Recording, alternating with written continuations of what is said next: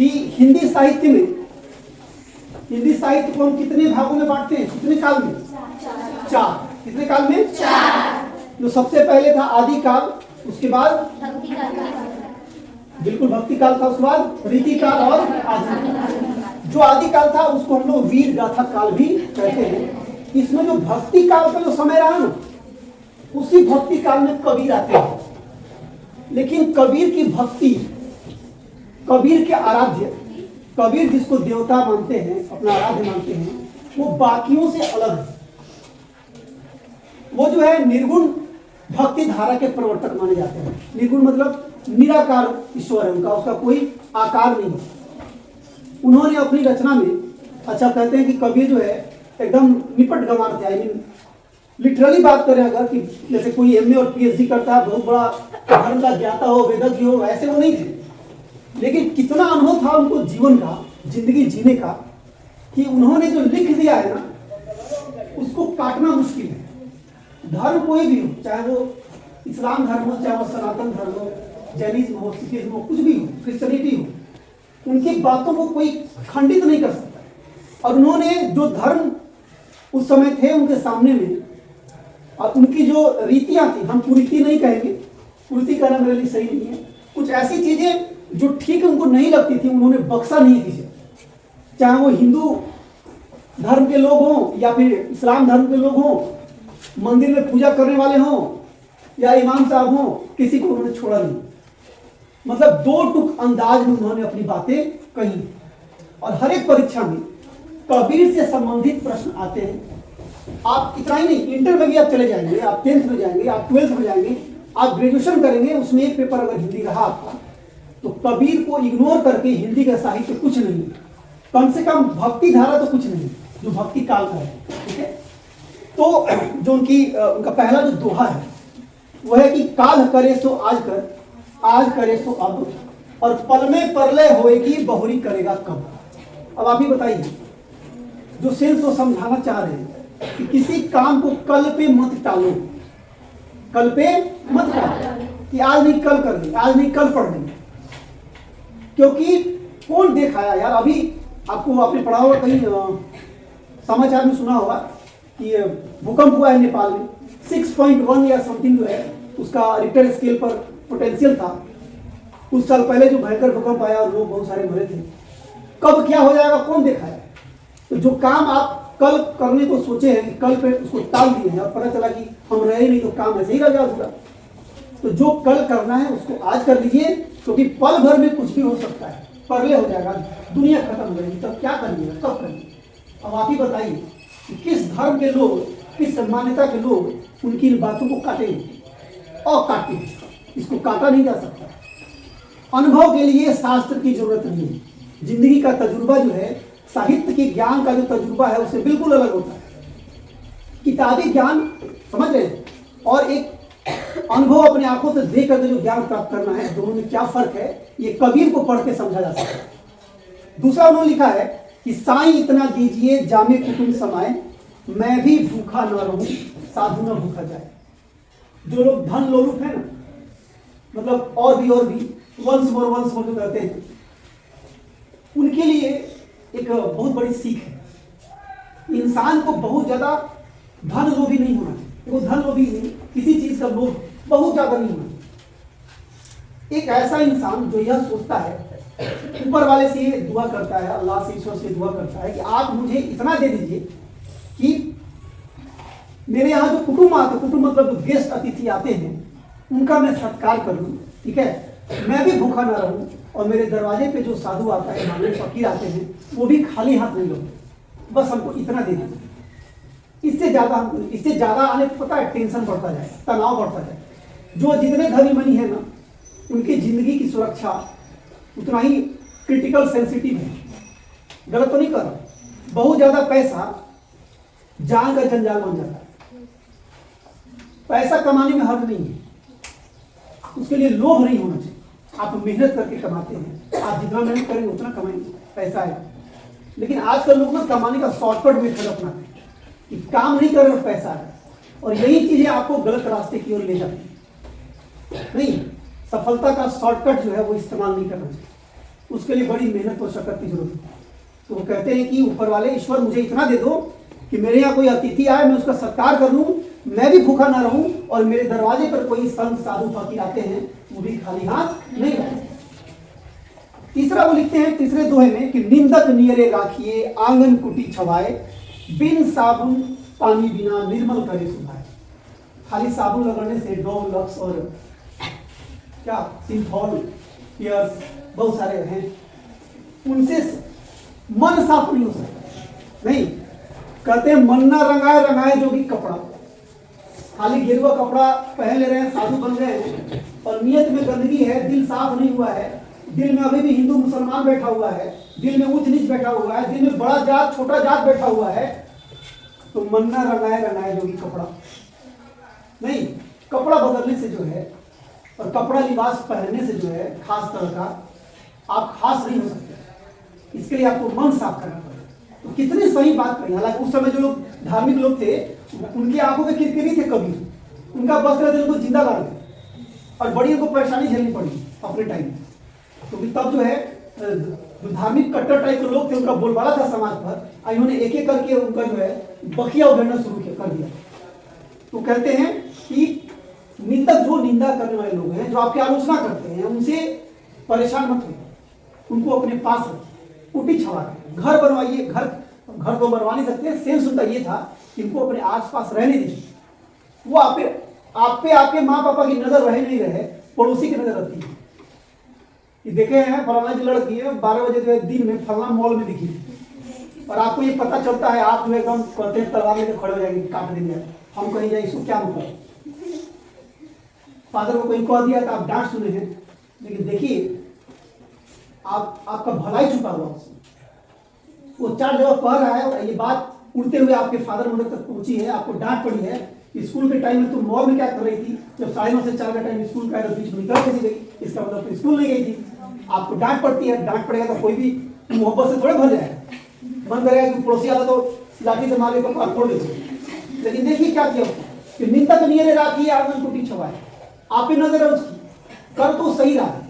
आप एक उम्र में जाएंगे, जब मैच्योर हो जाएंगे, आप भी अपने घर के बच्चों, अपने बहन के साथ नहीं चाहेंगे कि वो ऐसा करें जो आज आप कर रहे हैं ना, कल आप चाहेंगे कि मेरे घर के लोग ऐसा नहीं करें, क्योंकि ये ठीक नहीं है। अब आप समझ चुके हैं कि वो ठीक नहीं था, तो उसने तो अच्छा किया। तो ऐसे लोगों को आसपास रखिए जो आप पे नजर रखते हैं। थोड़ा सा भी आप 19-20 होते हैं तो फैला देते हैं पूरा कि देख रहे हैं कि घर पर रहती है तो मोबाइल नहीं छूटी है, ईयरफोन लेके जो है कान में लगाए हुए जा रही है साइकिल चला रही, और पापा को पता ही नहीं कि बेटी मेरी ईयरफोन लगा के जो है साइकिल चला रही है। तो ये बात आपके पापा तक पहुंच गई है, डांट पड़ी है, लेकिन आपके भलाई के लिए हुआ है। 2 साल पहले मोतिहारी रेलवे ट्रैक पर एक लड़की का एक्सीडेंट हो गया, ट्रेन से वो मर गई। उस समय वो कान में ईयरफोन लगाई हुई थी। अगरवा की घटना है, ये हकीकत घटना बतला रहा हूं। तो वो निंदक अगर उसके आसपास होता ना, वो कभी उसके फादर के बाद ट्रांसफर किया रहता ना, वो लड़की नहीं मरती। मेरे कहने का सेंस है कि जो लोग आपकी शिकायत करते हैं उनसे खाने की जरूरत नहीं है, उनसे नफरत करने की जरूरत नहीं है। आप उसमें ढूंढिए क्या आपके लिए वो अच्छा कर रहा है, नहीं कर रहा। कहीं ऐसा तो नहीं कि आप सही में वो काम करती हैं जिसपे उसकी नजर है, आपको नहीं करना चाहिए। तो कभी कहते हैं कि निंदक नियरे राखिए आंगन कुटी छवाए, और बिन पानी साबुन बिना निर्मल करे सुधाए। मतलब स्वभाव, आपका स्वभाव जो है वो बिना पानी साबुन के वो क्या कर देगा, स्वच्छ कर देगा, निर्मल कर देगा। आपको डर है कि बाप रे दुश्मनवा बगले में है, जहां गए कि हमारे बाप माँ को, अबा अम्मी को कोई मतलब नहीं होता, ये जो है क्रूर सिंह ये बगल नहीं है, ये नहीं छोड़ेगा। उसके डर से आप जो है सीधे जाते हैं, सीधे आते हैं। बात समझे? तो बड़ी अच्छी बात कही उन्होंने कि आपकी जो आलोचना करते हैं उनसे आपको नफरत नहीं करना चाहिए। चौथा बोलते हैं कि जाति न पूछो साधु की, पूछ लीजिए ज्ञान, और मोल करो तलवार का, पढ़न रहन दो ज्ञान। साधु की जाति नहीं पूछी जाती। साधु मतलब क्या? गेरुआ कपड़ा पहनने वाला?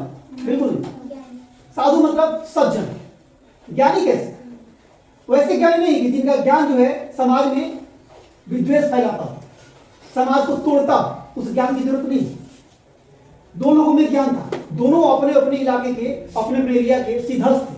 आपने ओसामा बिन लादेन का नाम सुना हो और आपने एपीजे अब्दुल कलाम का भी नाम सुना हो। दोनों ज्ञानवान थे।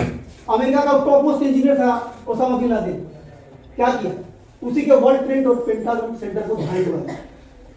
और कलाम साहब ने क्या किया कि भारत में जो आंख दिखाएगा तो बेटा ये मिसाइल रखना, तान देना पृथ्वी और कई सारे ईसाई जो है उसका सारा कंसेप्ट उनका दिया हुआ है। दोनों में फर्क देख लो। तो ज्ञान क्या? ज्ञान जो समाज को जोड़े, ज्ञान जो रक्षा के लिए काम आए, ज्ञान जो आपकी सुरक्षा करे, ज्ञान जो समाज देश की सुरक्षा करे। नहीं तो साधु जो है, जो अच्छे लोग हैं, हाँ जो संत टाइप लोग हैं, जिनके लिए सब लोग समान हैं, जिनके लिए हिंदू मुसलमान नहीं है, जिनके लिए राजपूत भूमिहार और फलाना जात नहीं है, जिनके लिए सारे लोग समान है, वो साधु है। उसको वस्त्र पहनने की जरूरत नहीं है। वो फुल पैंट शर्ट में भी हो सकता है, वो कोट पैंट में भी हो सकता है, वो ढीला कपड़े में हो सकता है, वो कुर्ता पजामा में हो सकता है, वो लुंगी गंजी में हो सकता है, क्योंकि उससे उसके कपड़े लिबास से कोई मतलब नहीं है। उसके लिए सब बड़ा। वो नहीं है कि मस्जिद का इमाम है तो कोई हिंदू जाकर बैठ गया तो उसको कह रहा है गर्दन काटो इसे। उसके लिए मस्जिद में आने वाले जो लोग हैं उसके अपने हैं, उसके लिए हिंदू मुसलमान नहीं। उसके लिए मंदिर में घुसने वाला इंसान हिंदू मुसलमान नहीं, वो इंसान जरूरतमंद। आप समझ रहे? वैसे लोग साधु हैं। तो साधु को क्या करना है कि जाति में पूछो साधु, वैसे लोगों की जाति मत पूछो। ज्ञान देने वाले लोग, अच्छी बात बताने वाले लोगों की कोई जाति नहीं होती है। उनसे पूछो ज्ञान, उनसे ज्ञान ले लो, उनसे कुछ सीख लो और मोल करो तलवार का। पूरा जो है 1 करोड़ का जो है म्यान है जिसमें तलवार रखते हैं, और तलवार ऐसा है कि केला नहीं कट रहा है, उस तलवार का कोई काम है? तो आप बताइए कि मूल तलवार का है कि म्यान का है? म्यान का। पागल है तलवार का। किसका मूल है? मान ली तलवार मेरे हाथ में, और इसको 1 करोड़ के जो है म्यान में रखे हुए हैं, और ये निकालते हैं, इससे सब्जी भी कटेगा। इस तलवार का कोई मूल हुआ? तो मूल है तलवार का, म्यान का नहीं। तो मोल करो तलवार का और पड़न धन दो म्यान। म्यान लकड़ी का भी कोई बात नहीं। तलवार ऐसा हो कि एक बार में गर्दन होता है, नहीं, उस तलवार की कीमत होती है। मतलब ये है 1 लाख के पेन से लिख रहे हैं और दिखावट जो है बकुले की टांग जैसी है। उस 1 लाख के पेन का कोई मूल्य है, और 3 रुपए का ओरिजिनल से टाइप कर रहे हैं, सुंदर दिखावट है आपकी, उसकी कीमत है। तो साधु की ज्ञान पूछिए, उसकी जाति नहीं पूछिए, क्योंकि तलवार का मोल होता है, ज्ञान का मोल नहीं है। फिर आगे उन्होंने लिखा है कि सोना सज्जन साधुजन टूटे जुड़े 100 बार, और दुर्जन कुंभ कुम्हार के एक ही धक्का दरार। टूटने वाले लोग जो है ना, वो दुर्जन लोग होते हैं। एक बार कोई बात हो गया, आज हमारा पड़ोसी चीनी नहीं दिया है, अब चुनाव में खड़ा हो गया मुखिया जी में, बड़ा मेरा वोट नहीं देगा, तो चीनी का नहीं दिया था। एक कोई बात हो गई, हमने आपने किसी बात को लेकर टेंशन हो गया, मेरा बात नहीं मान लिया, आप कभी हमको छड़ी मार दिए, जाइए एक्सीडेंट हो जाएगा। मतलब क्या? टूट रहे हैं तो जुड़ने का नाम नहीं। अच्छा एक बात बताओ, हर 2 दिन 3 दिन पे अम्मी अब्बा माँ पापा आपसे किसी बात को लेकर के गुस्सा आ जाते हैं, आप भी गुस्सा आ जाते हैं। फिर 4 दिन बाद क्या होता है? मम्मी फलाना जी खरीद रहे दीजिए ना, मम्मी फलाना जी चाहिए दीजिए, होता है। ये सज्जनों की निशानी है, क्योंकि माँ से बड़ी सज्जन जो पूरे ब्रह्मांड में नहीं है। कोई भी धर्म जो है उसमें माँ का दर्जा सबसे ऊंचा है, कोई भी धर्म नहीं है। गलत तो नहीं कर रहा। इंसान का जो स्वभाव है माँ की तरह होना चाहिए। माँ का मतलब नहीं कि लड़की हो तभी माँ, ऐसी बात नहीं। माँ एक स्वभाव का नाम है, उसका कोई लिंग नहीं होता है। मतलब हम आपके साथ बिल्कुल उस तरह से पेश आते हैं कि जरूरत पड़ेगा तो डांटते हैं, जरूरत पड़ेगा तो बुलाते हैं, हम आपकी हिफाजत के बारे में सोचते हैं, क्या अच्छा है क्या बुरा है इस पर ध्यान रखते हैं। तो हम आपके माँ की तरह, नो मैटर कि हम लड़का है कि लड़की है और कौन है। माँ एक स्वभाव का नाम है, माँ एक रिश्ता नहीं है, समझ रहे? तो उन्होंने कहा कि जो सोना है सज्जन और साधुजन, सोना है ना, सोना आप गोल्ड पहनते हैं, ठीक है, आप देखिए सोने का कोई चीज पहनते हैं आप, टूट जाएगा फिर उसको जोड़ देते हैं, नहीं बार बार पिघला करके नया नया ऑर्नामेंट्स बनाते हैं ना, सॉफ्ट होता है, टूटता है, पिघलता है, फिर टूटता है। ऐसे ही सोना है, सज्जन है। आप कुछ बोल दीजिए, कुछ कोई ऐसा बात हो गया कि वो गुस्सा आ गया, फिर 2 दिन में वो मान जाएगा, तभी वो सज्जन है। सज्जन ऐसा नहीं है कि आपने उसको एक बार धिक्कार दिया था और वो जिंदगी भर आपसे प्रतिशोध लेने के लिए जो है पड़ा हुआ है कि इसको छोड़ेंगे नहीं, कभी कभी बदला सका लेंगे, वो सज्जन नहीं हो सकता। इंसान हो सकता है लेकिन वो सज्जन नहीं हो। सज्जन वो होगा जिसमें प्रतिशोध की भावना नहीं है, जो 2 मिनट के लिए गुस्सा भी आया तो फिर आप पे प्यार बरसाए, फिर आपके लिए अच्छा सोचे, नहीं। तो सोना सज्जन और जो साधुजन होते हैं, जो साधु होते हैं, वो क्या होते हैं? टूटते हैं जुड़ते हैं। टूटे जुड़े 100 बार, किसी बात को लेकर के टूट गए आपसे, किसी बात को लेकर के आपसे अलग हो गए, रंज हो गए, फिर वो आपके लिए जुड़ जाते हैं, सही हो जाते हैं। लेकिन जो दुर्जन लोग होते हैं वो कैसे होते हैं? वो होते हैं कुम्हार के मिट्टी के बर्तन की तरह, एक क्या है, एक धक्का लगा और टूट गए। नहीं, तो कहते हैं कि दुर्जन कुंभ कुम्हार के एक ही धक्का लगा। दुर्जन लोग कुम्हार के किसकी तरह होते हैं? मिट्टी के बड़े बर्तन की तरह होते हैं। तो एक धक्का दिएगा, टूट जाएगा, फिर वो जुड़ेगा नहीं। अच्छे लोग जब टूटते हैं किसी बात को लेकर के तो फिर आपके लिए जुड़ जाते हैं। ये उनकी क्या है, पहचान है। अब बताइए कौन लोग काटेगा इस बात। आप सोचिए, हमारे यहाँ रिश्तेदार हैं, और मैं नाम नहीं ले सकता हूँ क्योंकि ये ऑनलाइन चल रहा है क्लास आपका, बहुत ही अच्छे, और लोग उनको साधु बाबा कहता है। एक बार क्या हुआ कि हमारे यहाँ उस रिश्तेदारी में भोज था, ठीक है। भोज में क्या हुआ कि जब लोग खा ले रहे थे तो कुत्ता जो होता है ना, गाँव के कुत्ते होते हैं 10-20 जमा हुए वहाँ, कि जो फेंका रहता पत्ता होता उसमें जो पूरा आइटम बचा हुआ उसको खाते थे।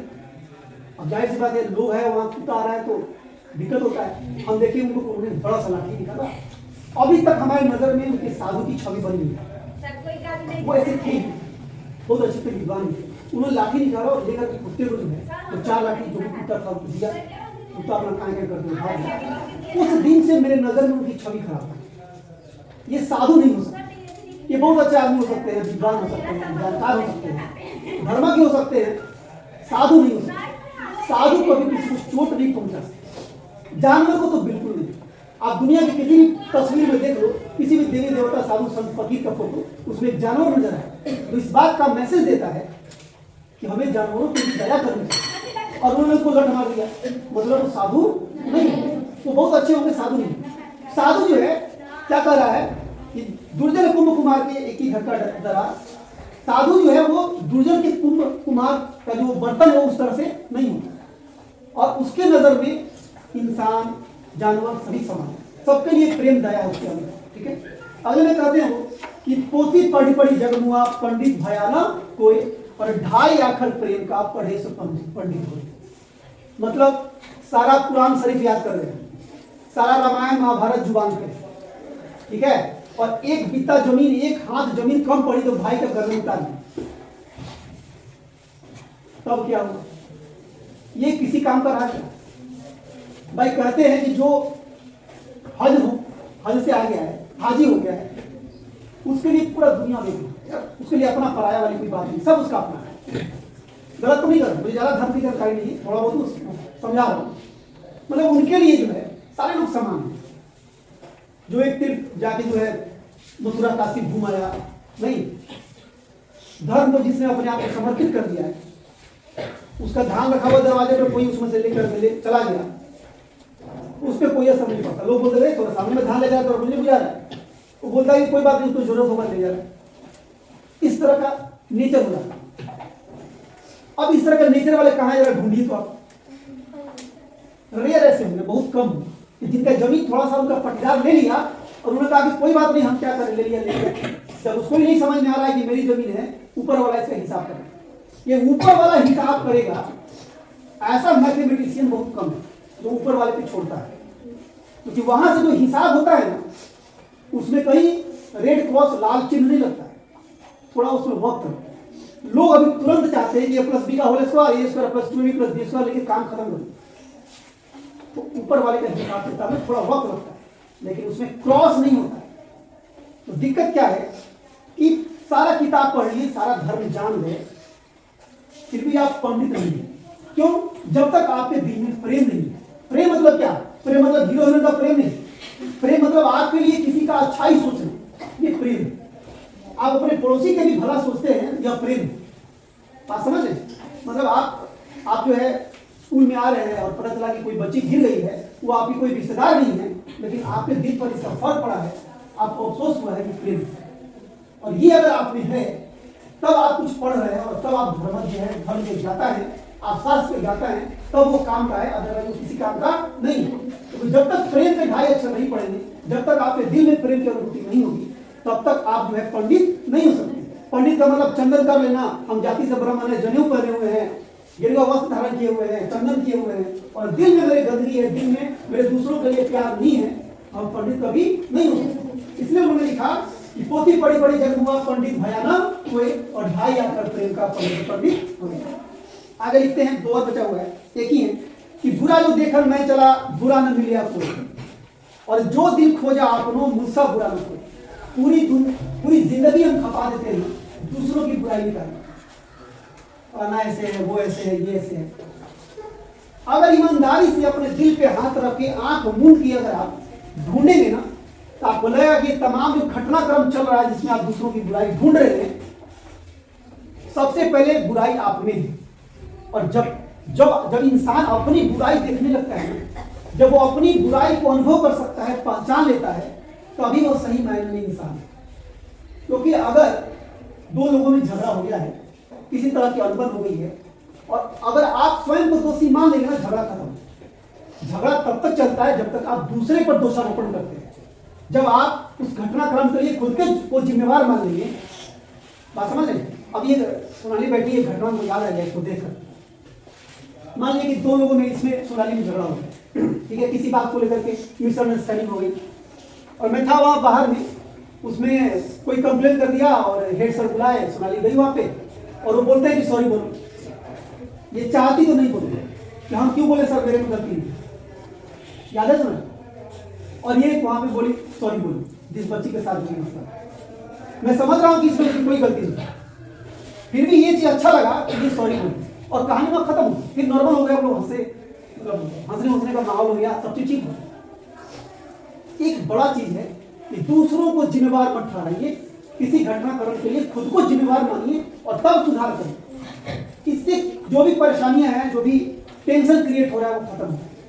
तो बड़ा मतलब बहुत ही इंपॉर्टेंट मूल मंत्र है कबीर का कि जो दूसरों का बुरा देखने आप चल रहे हैं, तो आपको कोई बुरा नहीं मिलेगा, और जब दिल से आप खोजेंगे, दिल से आप महसूस करेंगे, तो आपको लगेगा आपसे बुरा कोई नहीं है, मतलब मेरे से बुरा कोई नहीं है।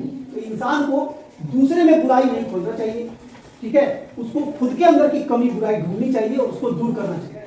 अब ये जो है 1 2 3 4 5 6 7 जो दोहे हैं कबीर की,